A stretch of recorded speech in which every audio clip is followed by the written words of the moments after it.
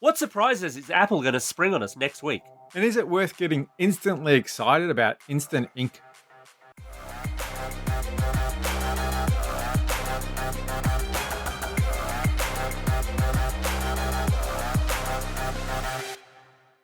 Vertical Hold is proudly brought to you by Aussie Broadband, changing the game with their award-winning network and Australian-based support. Hi there. Welcome to Vertical Hold Behind the Tech News, the tech podcast where we catch up with Australia's leading technology journalists to dive into the big tech stories of the week. I'm Alex Kidman, and I'm joined, as always, by my trusty co host, Adam Turner. Adam, in keeping with certain long running Vertical Hold jokes, Elon Musk is back in the headlines. His Neuralink brain implant offshoot recently announced it's taught a monkey to play Pong. Surely we can come up with something better. I mean, which retro game do you reckon lab monkeys would like more than Pong? Surely it has to be Donkey Kong Jr., where the monkeys get their revenge on evil Mario, and then destroy the whole thing, and you find the Statue of Liberty in the corner. That's has to be that. Look, I think you're right. Mario's just got really, really good PR. We're also joined in the virtual Vertical Hold studio by Leigh Stark from Pickr. Hey guys, always good to be here, even if it is filled with bananas. And what's that stuff on the ground? Look, just don't ask what the monkeys are flinging around, but which kind of game do you reckon simians would in fact go bananas over? Oh, it's got to be Monkey Island. I mean, it's filled with grog and a good music, and it's an island full of monkeys. They can go there and enjoy themselves. Yeah, I don't know how much swash, but do we want to give the monkeys swords and the ability to duel with quips? Is that really a good idea? We gave them a chip to control Pong. Surely it can't be that much different. You're probably right. Well, this week we've got plenty of monkey business to get through, with Apple announcing a spring surprise for next week and a whole plethora of mobile phone news to cover off on. But first, printer ink. Hey, wake up in the back there. Leigh, HP's announced that it's bringing instant ink to Australia. Correct me if I'm wrong. Isn't all ink instant? You spill it on the page and it's there? What's this all about? It's definitely part of your printer. Normally, that's what ink actually is. This is about getting ink to your printer before you run out. So, I guess the idea of this one is you would know the few of us who still use their printer, and apparently more of us are doing that as we work from home. As we start to approach the ink running out, rather than say, "Hey, I need to go down the road and work out which ink cartridge fits my printer," HP instead will ship one to your door or ship two to your door roughly a few days or a week or so before it actually happens. And the idea is you send them the cartridge back. But it does come with some interesting catches. This just sounds like a terrible idea to me. I know that I have to listen to the rest of it and actually, but I just want to say up front, this is a terrible idea and I hate it. Let's move on. Convince me otherwise. Convince me why this isn't just tying my fate to HP for the rest of my life. I'm not actually sure I can convince you. And I say this knowing that I have talked with HP at length about the idea. Apparently, this exists in America, and people It must be eventually. great then. That's right. People eventually started to like it, maybe because they were forced to. Here's how the idea works. It's kind of strange. You buy an HP printer, and apparently 80% of current HP printers are set up to work this way. And you have the choice now of two types of cartridges. You have your standard cartridge, which you buy from the store, and when it runs out, you replace it. And then you have the instant ink cartridge, and this works a little differently. It's basically a firmware locked or firmware controlled type of cartridge, whereby you put the cartridge in, they send you one. It's an extra large cartridge, and you now pay for the amount of pages you want to print out of it. So if you pay $2 a month, you get 15 to 45 odd pages, depending on how many you've racked up. And once you've hit that limit, it stops you from printing anything more from that cartridge until you upgrade to a larger size. What? So it's managed print services. I mean, this kind of thing has existed in enterprise for a long time. And you're right, Lee, it exists in the US. And in fact, Canon has a version of this as well in the US. Not here yet. Although its take seems to be that you can subscribe either on pages or on ink. Yeah, I think Look, I don't know if the ink approach would work. I still am unsure about the pages approach as well. The moment I had this explained to me, it was sort of like it's very different from the Spotify or Netflix mentality, which is subscription based because you're paying for your service. Most people, when they buy an ink cartridge, think, I've got the ink cartridge, I can do what I want with it. This is a little bit different. This is you get the ink cartridge, everyone who goes on Instant Ink gets the same extra large ink cartridge, but it controls how much you can print unless you pay for a certain amount. I kind of I understand it. I just don't quite agree with it. And I was debating with HP when they had them explain this to me because I kind of see it, but I also don't at the same time, simply because a page is a page regardless. Now, this is where it gets rather tricky. You could print. Say you go on the $6 plan a month, which is for 50 pages. You could print 50 photos or 50 pages of text. Now, those are dramatically different in ink output, and it gets even more complex if you do things like if you print to a high grade paper like a Harman paper or an Ilford paper. So you can print 50 Harman sheets or Ilford sheets, and you're using more ink, but those 50 sheets still technically count as 50 pages. Basically, if you print text, you're getting a raw deal. How do they count double-sided printing? Because I do a lot of that. I think they count them as a page. And that's just some of the catches of this whole thing are really hard to work out. One of the first questions I had for them, which they didn't have an answer on, was what happened when a print fails. Because it's not just a printer could be amazing, a printer could be brilliant 95% of the time, but most of us in the review scene know that printers fail more often than we'd like to admit. That that's just how it works. Printer reviews are often frustrating for that reason. And if you get a print that has all its cyan removed or all its magenta removed, you know what it's like. If you have a failed print, theoretically, that actually also counts as part of your print quota a month. HP hasn't said, and I don't think they expected the question, whether you can actually get a refund on that quota at all. But at the moment, it doesn't seem like you can. I think the elephant in the room here is why the hell would anyone buy an inkjet printer these days? They are So just a terrible investment as far as I'm concerned. Unless you're printing a lot of photos, you are much better off with a laser printer, even a color laser printer for printing out school assignments or whether you're printing your own stuff for whatever reason. It's, for most people, inkjet is just a terrible value proposition. the typical answer I've heard is cost for a lot of people. Laser, regardless of the cartridge type. If there's a laser toner, you've obviously got three sets of toners usually for a color laser printer, and a lot of people haven't really gotten their head around that.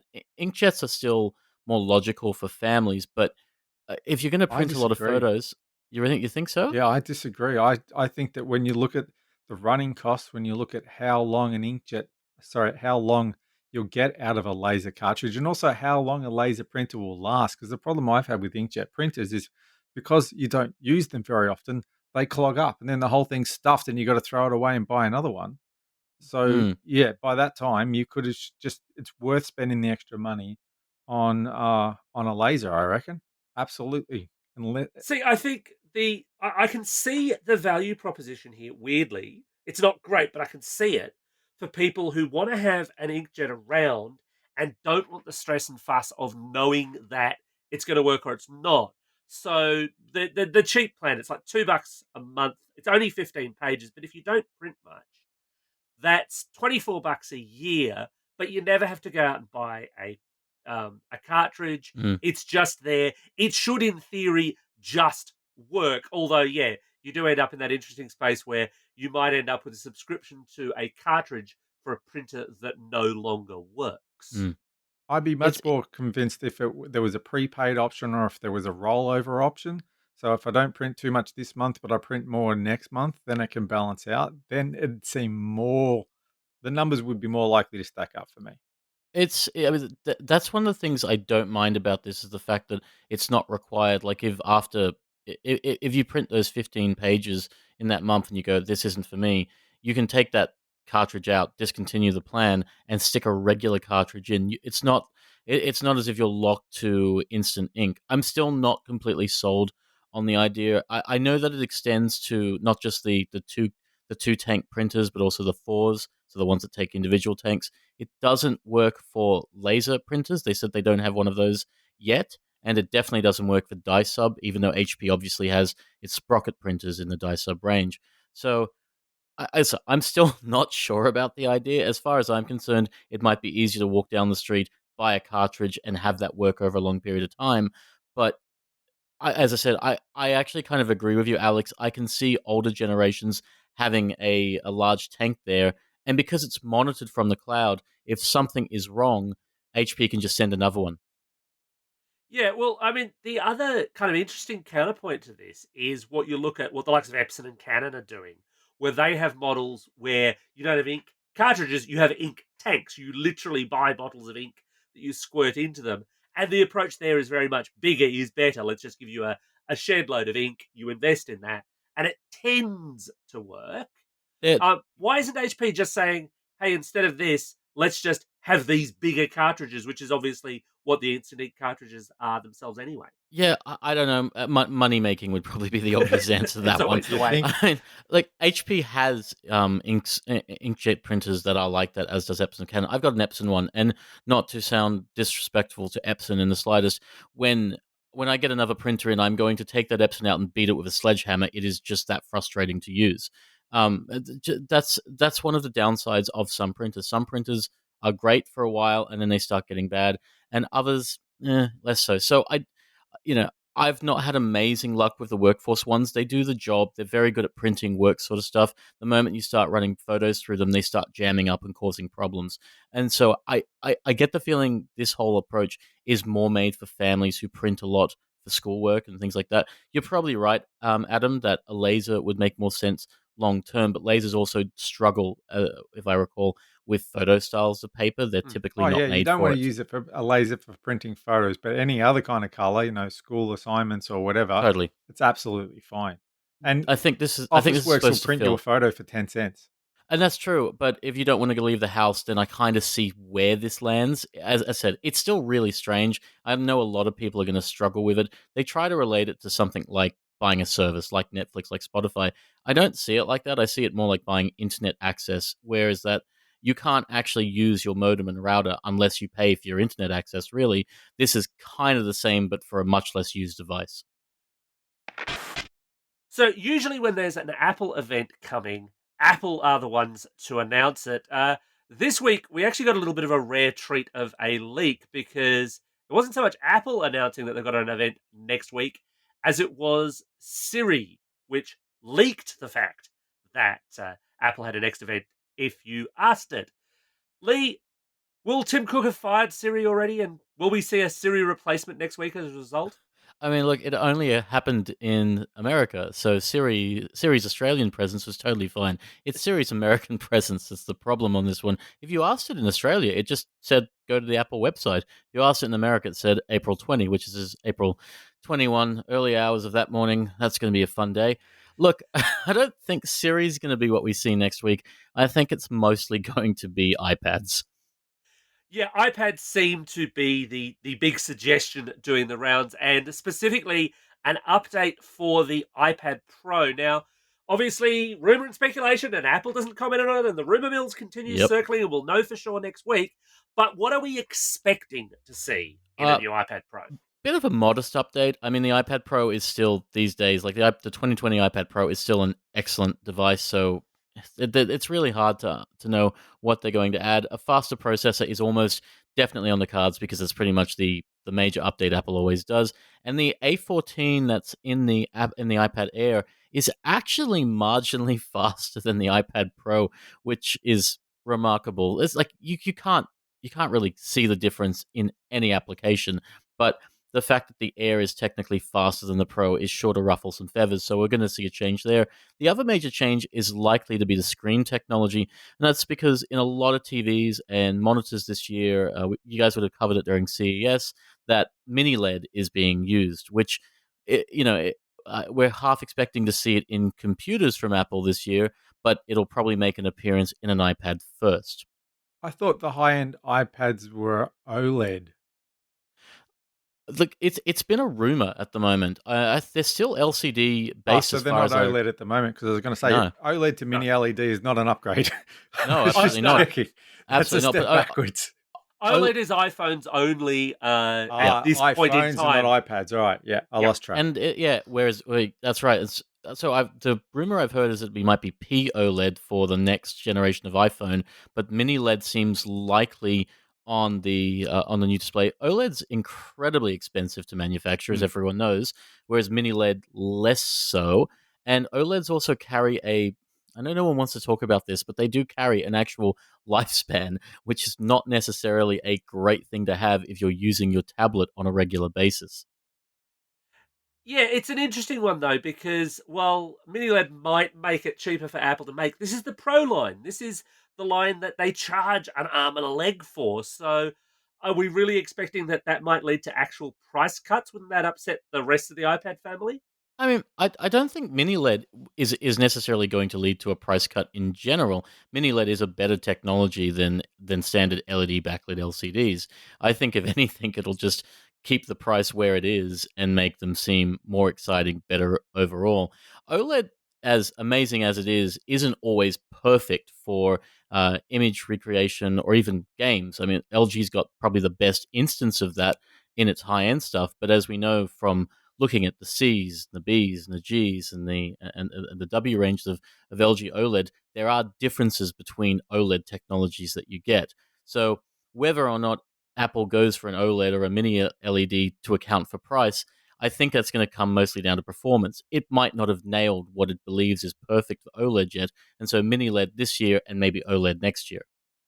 The other thing that's being rumored in the iPad space is an update to the iPad mini, because it's now definitely kind of the least of the species in that way. It's 2 years old now. Yeah, it's. I mean, it's still a great device. Again, it's got the stylus. It had the Apple Pencil support last time, and that's kind of that feeling we're seeing from the logo. You know, Apple always gives previews or a hint of what you can expect in that little image, and this like for the spring loaded one, it looks like someone has drawn the Apple logo in lots of different colors with an Apple Pencil. So that's kind of the implication that I'm seeing in there, that we're going to see something colorful like a mini LED and something that is stylus or pencil related. But the iPad mini already supported that. So again, I suspect it's just going to be an update of specs, just like we had on the iPad standard last year, and maybe a reduction in bezels. Because when you look at the iPad mini these days, much like it was in the standard iPad, those bezels are starting to look a bit chunky. Baby got back for sure. So here's my 1 in a million long shot. Spring loaders refers to a hinge, and we're going to see an iPad that folds in half. You heard it here first.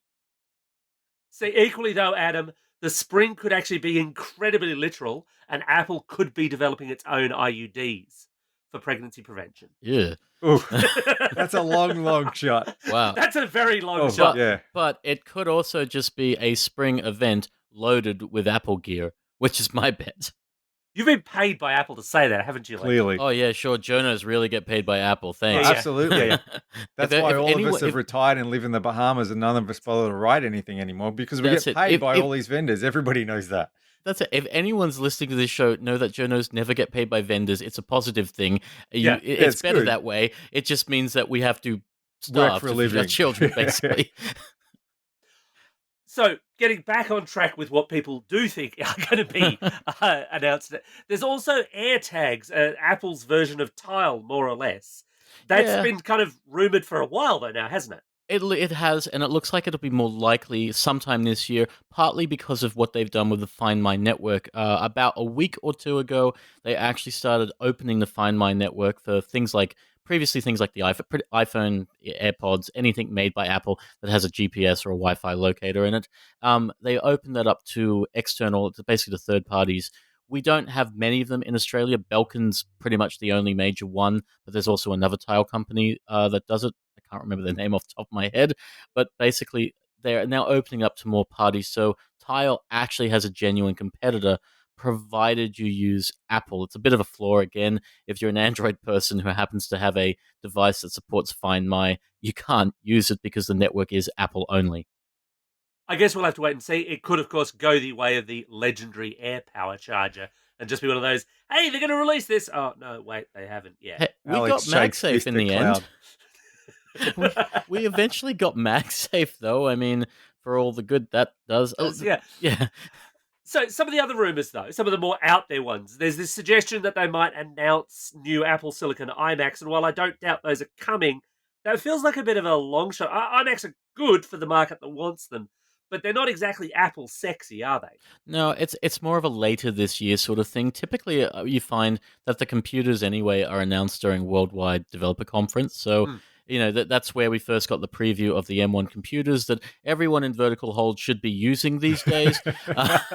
Uh, And I'm uh, sure they are. I'm sure there's no one who's still sitting on a 10-year-old MacBook Pro. No one probably has an M1 computer in a box waiting to be used for a podcast, I'm sure. But it's not. It's seriously, it's not the time really necessarily for an iMac replacement. The recent one happened literally around WWDC, had an Hmm. upgraded camera and some upgraded specs. If we see an update for that, I'm expecting it around the same time. It's not out of kilter from things like Computex, where Intel would typically announce things. Usually, computer launches are middle of the year towards the back half of the year. So I don't expect a new Mac. I am hopeful for a new Apple TV, and I don't know whether that's going to be this launch or something later. The Apple TV is going on 4 years old. It's not a bad device by all counts of what we use. It's still a fantastic little set-top box, given it's technically basically a 4 or 5 year old phone that's been rewired to work as a TV system. But it's a 4 or 5 year old phone that's now doing that, and Apple can make their devices a little bit better. Plus, the rumor is it might be merged with a camera and a HomePod, and that's where it gets interesting. Well, I hope it gets interesting because honestly, it feels to me like the exact reverse could be true. In that the Apple TV's been there and it's always kind of just been this product that Apple has. They've never pushed it terribly hard.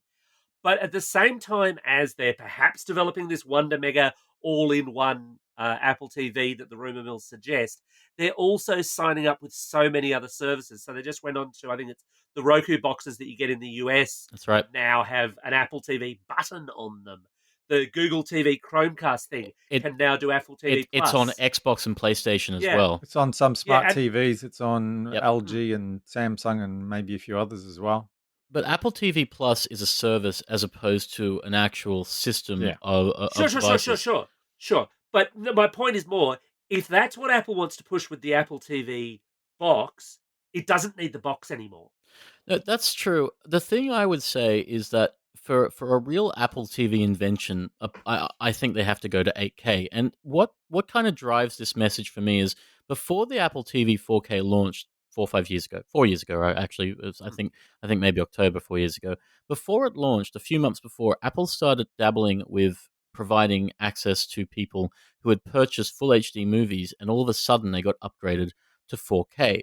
Now, there's no 8K content, but there are 8K TVs. We all know this, and it's one of the reasons reviewing 8K is genuinely a struggle. Adam Turner is one of the best TV reviewers in the country, and he probably knows Never this heard better of him. than anyone. Yeah. Well, that's because he's using a 10-year-old Mac. So if he upgrades, then you might hear from him again. But that's the thing. 8K. If we start to find out that people are getting 8K movies from their standard purchases now, that'll be an interesting sign that there's a new Apple TV, presumably an Apple TV 8K coming in the pipeline, because of all the companies to actually nail 8K distribution outside of Netflix and Stan and the ones actually, people watch, Apple might be able to pull it off because it has experimented this way before. So I don't think we'll see an Apple TV 8K at this launch, but if we're going to see a new Apple TV, you have to believe they're going to embrace something higher than 4K because nobody else has yet. See, that's the thing. Smart TVs have made Apple TVs pretty much redundant unless you want to use the other apps and games whenever on them. And when they first said something about an Apple TV HomePod kind of hybrid, I thought, well, isn't that the thing nobody asked for? But it might actually make a lot of sense in COVID, especially because, well, lockdowns are becoming less common in Australia. They're still becoming more common in the US and Europe. So the idea of a new Apple TV that was also basically a video conference, a just works video conferencing system for your lounge room would actually be the perfect time to release something like that. Absolutely. As long as it has Microsoft Teams access, Oh we'll all be God, fine. the 11th plague of Egypt. Oh, I hate Teams so much. Okay, so the one thing that we can be very confident that Apple will not announce next week is a new smartphone. Yeah. Yes. Totally out of cycle for those. But we're in an interesting space with smartphone news, and there's a lot of small things that have been going on that I wanted just to kind of talk around in the smartphone space and how it affects Australia. Because, for example, recently, Lee, LG decided that it was just going to pull out of the smartphone business altogether. Will it be missed? Probably not. Like I like the LG phones. I like some of the things that have popped up in the past. I think I'm the one person in Australia that really liked the LG V50 dual screen, even though it was completely and utterly useless. Excuse me, I was the other one. Okay, I cool. was the other journalist who liked the I'm dual glad you screen. found each Everyone other. else, Aw. everyone else hated that thing. I liked what they were trying to do with it. I Yeah. agree, they didn't entirely succeed, No, but I was a bit bummed when the Velvet last year, which also supported that, they announced in Australia, yeah, we're getting the Velvet, we're not getting the dual screen accessory for it. LG did some really cool ideas, but one of LG's problems with phones was that it never stuck to them. And that was one of the most frustrating things. LG came up with mods. Some of the mods were really cool. Next year they disappeared. LG came up with dual screen. Okay, cool idea.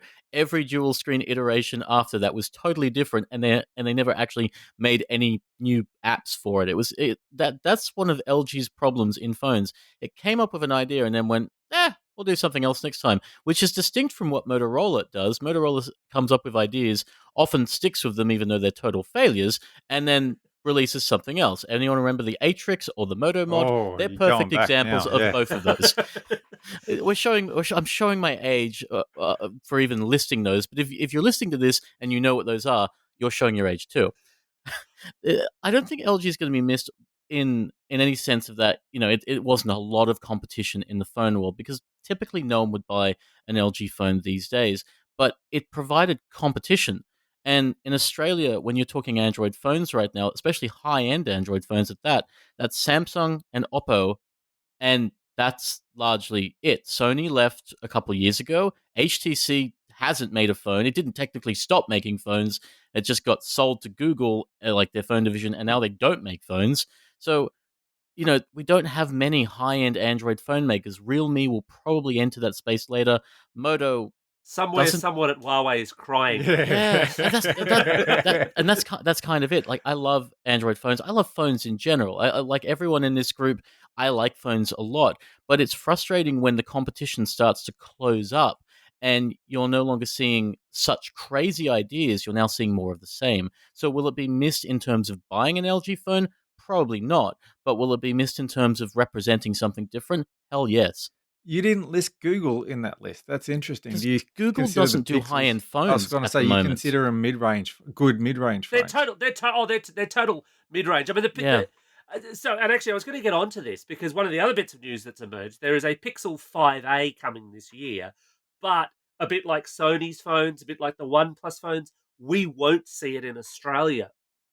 And I think that's a big call on Google's part. Although allegedly it's more to do with the whole chipset issues that COVID has caused, which we've also talked about on this podcast before. It's probably worth acknowledging, though, that we don't know what a Pixel 5a represents. And one of the problems we have with this now is that everyone's saying, oh, okay, we're going to not get a Pixel 5a. The Pixel 4a with 5G was a Pixel 5 with just a plastic body and no wireless charging, and no water resistance, basically. It was the Pixel 4a with 5G was technically a Pixel 5a.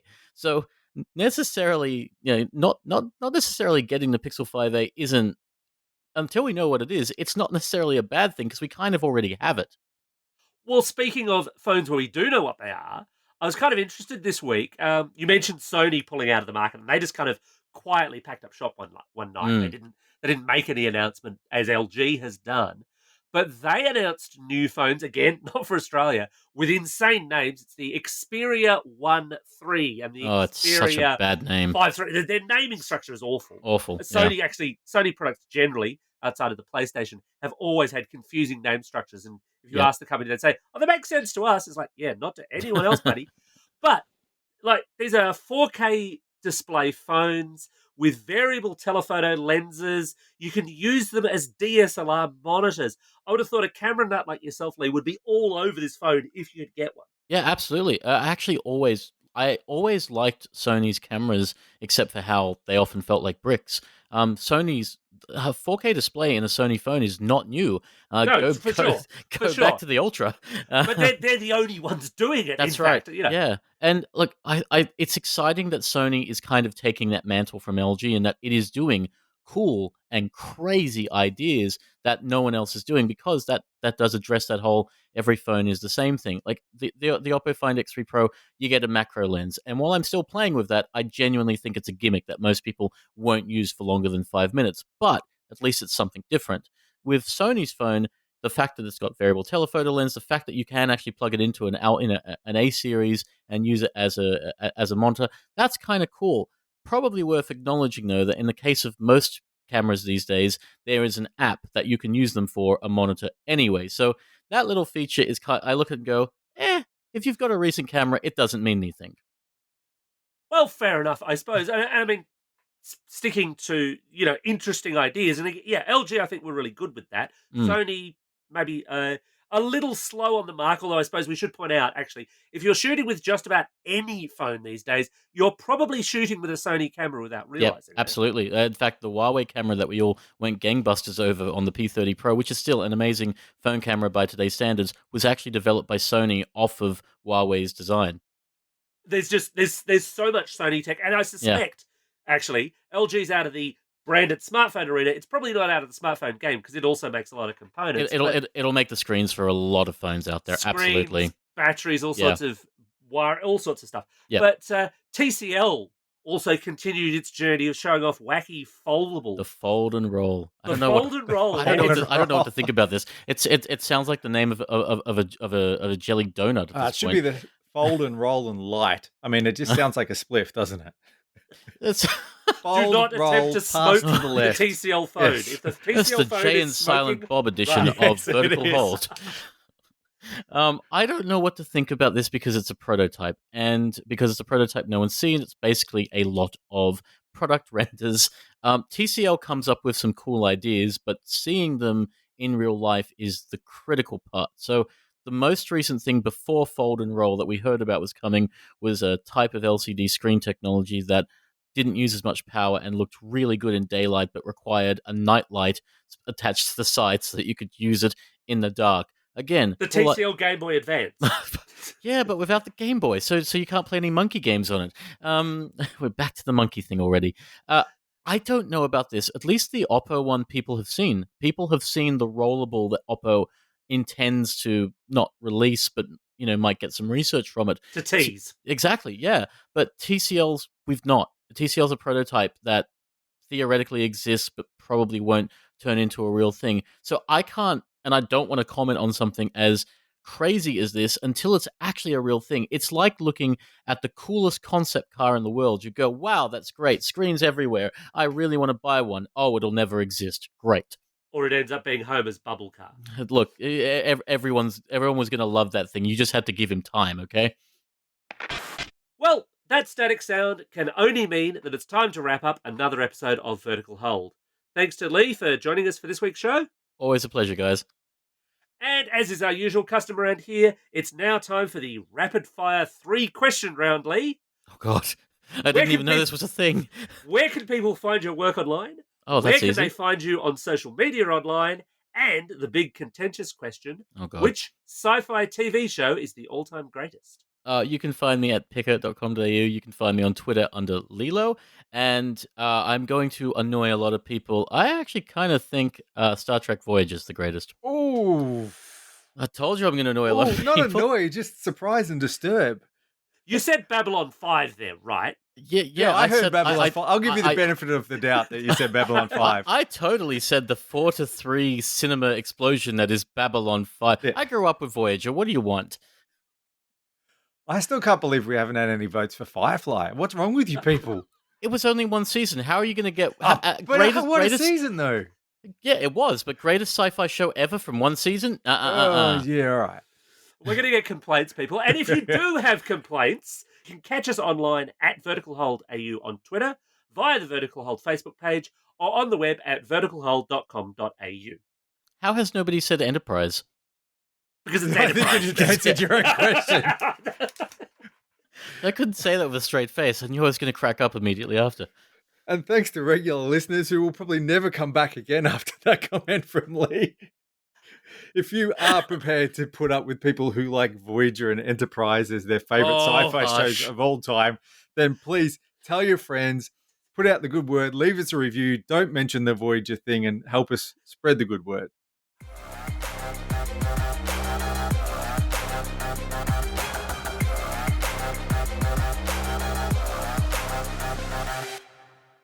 Vertical Hold is proudly brought to you by Aussie Broadband, changing the game with their award-winning network and Australian-based support. Got all the swearing out of your system now, sir? No.